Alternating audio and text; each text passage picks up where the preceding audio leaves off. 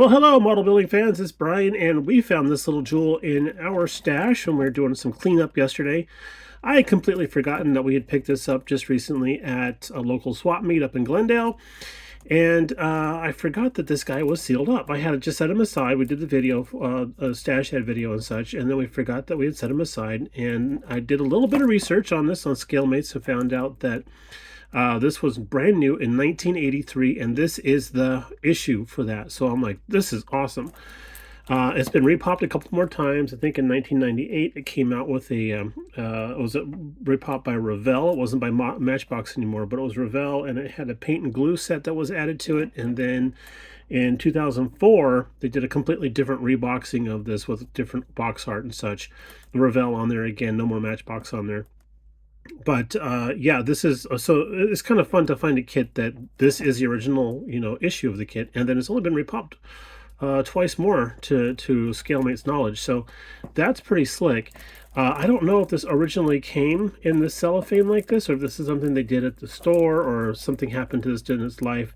This is an odd looking box top here. It's got a large gap there.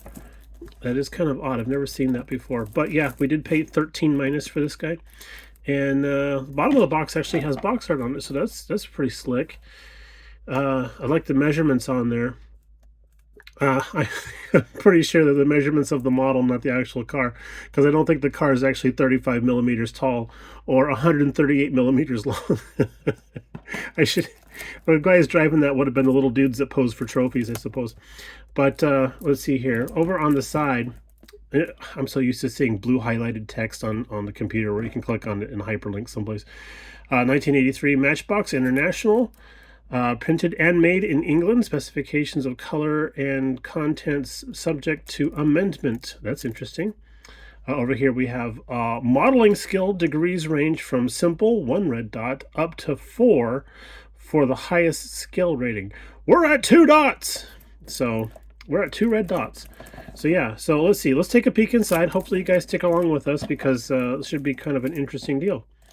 All right, let's get out. No, we're not going to get Mr. Hobby Knife. It's his day off. We're going to get the box cutter here, and we'll be right back. All right, so we took the cellophane off camera because that's loud. But yeah, different type of box. All right. Oh, okay. This is going to be a drop side box, like the Revell Germany boxes are. Oh, careful there, mate. Careful. There we go. Well, that's got some good stuff in there. Look at that. Let's take a peek. Slide it all out. Is that everybody? Oh, there's a... Let's start with this dude right here. Look at this little piece of transparent. This hasn't seen the light of day since it was originally packaged. That is nice looking. Okay, cool. I'm going to set this back inside the box. Bink, like that. It's like a box of cereal.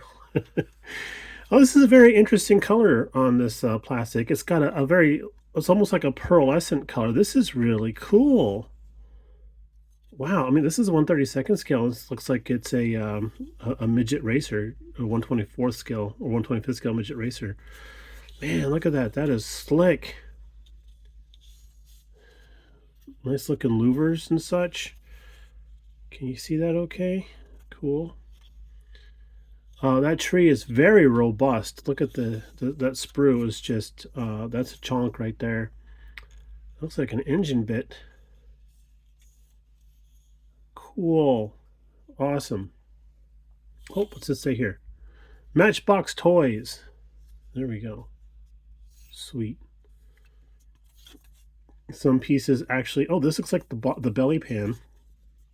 Yeah, that's going to be the belly pan. So everything's going to build up from there, just like one of the modern race car kits. That's cool.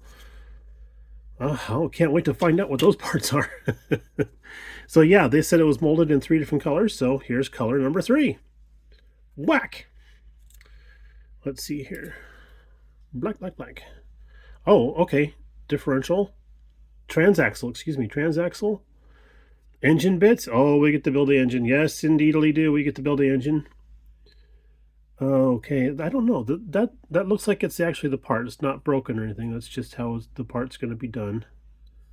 Interesting, interesting. Single seat. A little bit of texture on there. Radiator. Wheel backs. Oh, look at that. It's got finned wheel backs for like the rotors, or actually that would have been drum brakes most likely. Half shafts. A tube frame. Okay, so this is going to have a tube frame, and then that's going to sit on that belly pan. That's cool. Okay. Nice looking steering wheel. The old, well, it's not really a banjo style, but it kind of reminds me of the old banjo style steering wheels. And then check out the bulkhead here with the gauges on it. Nice. Nice, nice, nice. Nice, nice, nice. Ooh, look at this. This is some cool detail. Yeah. Oh, this is going to be slick. All right. And now for the chrome. Again, chunky chrome base. And looks like we have a wheel back and then a wheel front. But that's actually molded not too bad. I mean, for 1983, that looks really cool. I know that they can do a little bit better nowadays with slide molding and all that jazz. But yeah, that's all right. This looks like it's a supercharger of some sort. Definitely a compressor of some sort. Swing arms. Suspension and steering bits. Look at that. Look at that. That is really, yeah, that is the back of a supercharger there. So this guy's supercharged. Look at all this. Nice, cool stuff. Everything's got part numbers. Woohoo! All right, and now for the tires. Are they squishy? Not on your life. Yeah, those are as hardtack right there. Well, that's all right. They're Dunlops, so they're going to be hard-wearing tires. Oh, we have some decals. Oh, the decals. Let's see here. Bit yellowed. Little bit yellowed compared to the white paper. Looks like there's a little bit of schmutz on there, probably from the wax paper. I would bet that this came out of somebody's garage where it was hot and probably messed up a few things here on this. But I don't know. Maybe we can save that by putting it in the window. We'll see how it goes. The only thing that would be a travesty to miss out on would be that Auto Union logo right there. And now for the instructions. Wrong way up. There we go. Let's move that over there. Pretty standard looking instructions. Well, that weird bit that we were pointing out a few seconds ago, we start off with that guy. How about that? Oh, so that's part of the radiator hose pipe assembly. Cool, all right. Yeah, this looks pretty slick.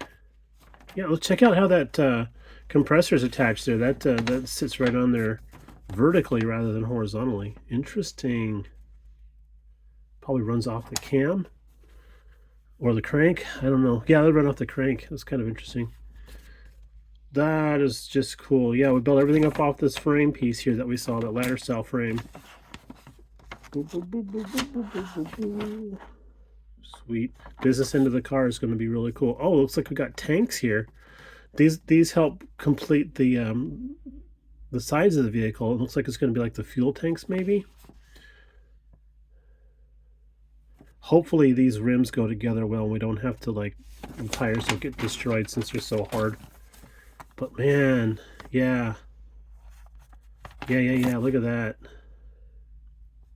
Got some color call outs down here. This is an interesting way of doing it. And then all of our colors down here. Triangle means matte finish. Let's see if we can get a little closer. Here we go. Diamond is semi-gloss finish. Square is gloss finish. Circle, metallic finish. Or if you mash all the buttons at once, you get to do the secret move. It's a little bit of old-fashioned gaming humor there. So there you go.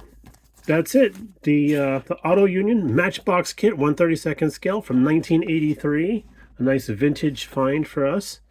And thanks for sticking with us through the video. We appreciate that. And we'll talk to you a little bit later on in the next one. Y'all take it easy. Have a great weekend, and we'll see you later on. Bye now.